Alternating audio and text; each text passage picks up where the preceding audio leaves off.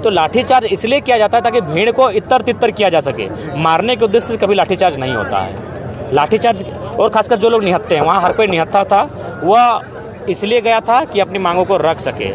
तो लाठीचार्ज केवल भीड़ को इधर उधर करने के लिए किया जाता है, लेकिन लाठीचार्ज अगर किसी को मारने पीटने के उद्देश्य से किया जाता है तो ऐसे लाठीचार्ज करने वाले चाहे पुलिस के कर्मी क्यों ना रहे या फिर सक्षम डीएसपी और एसपी क्यों ना रहे, उन पर भी कार्रवाई होनी चाहिए। लाठीचार्ज का यही नियम होता है। बिहार में जीएम लैंड रैयतों के अधीन है, बंगाल में जीएम लैंड रैयतों के अधीन है, तो झारखंड में भी जीएम लैंड रैयतों के अधीन ही है।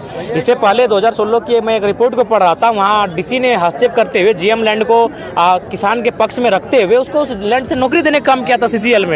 मेरा धरना था और मैंने वहाँ के जीएम को खुला चुनौती दिया कि जीएम साहब, अगर आप हिंदू हैं तो गीता और गोमाता पे हाथ रखिए, अगर आप मुसलमान हैं तो कुरान पे हाथ रखिए, अगर आप सिख हैं तो गुरु ग्रंथ साहिब पे हाथ रखिए और कसम खा के बोलिए तो कि आपके बीसीसीएल का जो कोयला का कमाई होता है उसका चंदा गुंडा माफियाओं को नहीं जाता है। बस एक लाइन आप बोल दीजिए। सुन रहे हैं कि जो लोग उनकी तरफदारी करते हैं, जो उनकी चमचई करते हैं, उन्हीं को ठेका वगैरह दिया जाता है, उन्हीं को चापाकल दिया जाता है, उन्हीं को पीसीसी का सड़क दिया जाता है। ये दुर्भाग्यपूर्ण है, उन्हीं के कामों को सुना जाता है। तो इसलिए हमें लगता है कि 20 सालों के इस राज का अब समाप्ति होना चाहिए। ये लूटपाट इसलिए हो रहा है कि ये जो लोग हैं वो स्वर्ग का सुख चाहते हैं, जो विधायक सांसद हैं वो स्वर्ग का सुख चाहते हैं, अप्सराओं के संग नृत्य चाहते हैं, उर्वशी रंभा जैसी नर्तकियों के हाथों से रम पीना चाहते हैं। तो बस यही लालसा इनसे भ्रष्टाचार करवाती है, यही लालसा इन्हें इनकी जरूरत से ज़्यादा धन संचय करने पर विवश करती है। नहीं तो बदलाव संकल्प सभा में कार्यक्रम में आप पहुंचे हैं, क्या बदलाव होगा आज बरकट्ठा में? देखिए, बरकट्ठा विधानसभा क्षेत्र की राजनीति पिछले 2 दशकों से आदरणीय चाचा भतीजा के इर्द गिर्द घूम रही है और मुझे लगता है लोकतंत्र का निर्माण इसलिए हुआ था कि वहाँ परिवर्तन हो, वहाँ नेपोटिज्म हावी ना रहे, वहाँ कोई परिवारवाद हावी ना रहे। लोकतंत्र का मतलब होता है परिवर्तन। अगर परिवर्तन होता रहेगा तो सत्ताधीश जो लोग हैं उनमें अहंकार उत्पन्न नहीं होगा।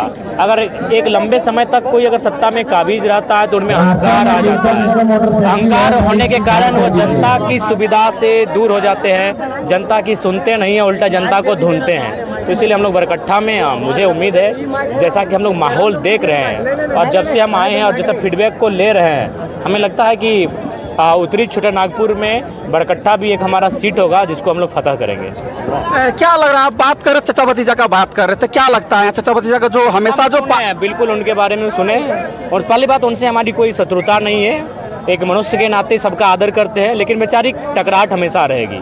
20 साल से राजनीति में हैं और अगर आज भी क्षेत्र के लोग मूलभूत सुविधाओं से वंचित है, अगर आज भी आप लोग मतलब एक आंख में काजल एक आंख में सुरमा करने का काम करेंगे तो ये दुर्भाग्य का विषय है। सुन रहे हैं कि जो लोग उनकी तरफदारी करते हैं, जो उनकी चमचई करते हैं, उन्हीं को ठेका वगैरह दिया जाता है, उन्हीं को चापाकल दिया जाता है, उन्हीं को पीसीसी का सड़क दिया जाता है।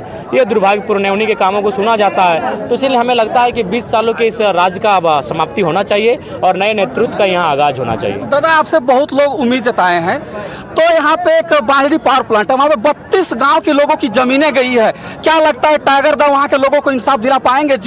मुझे लगता है कि नो डाउट झारखंड की जो विस्थापन की समस्या है वो आज कई सालों पुरानी समस्या है। चाहे बांझेडी का पावर प्लांट हो या फिर एसीसी का प्लांट हो या एचईसी हो, हिंडाल्को हो या टाटा जमशेदपुर के प्लांट हो, उनके लिए मुझे लगता है कि एक बार आपको संवैधानिक रास्ते से आना होगा और संवैधानिक रास्ते से आकर उन आपके कलम के जोर से ऐसे नीति आपको या नीतियों में संशोधन करना होगा और हमें लगता है उनके अधिकार से उनको कोई नहीं रोक सकता है। जिस दिन हमारे नेताओं की नीयत साफ और ठीक हो जाएगी, हमें लगता है हमारा राज्य बहुत बेहतर राज्य होगा। अगर आप सत्ता में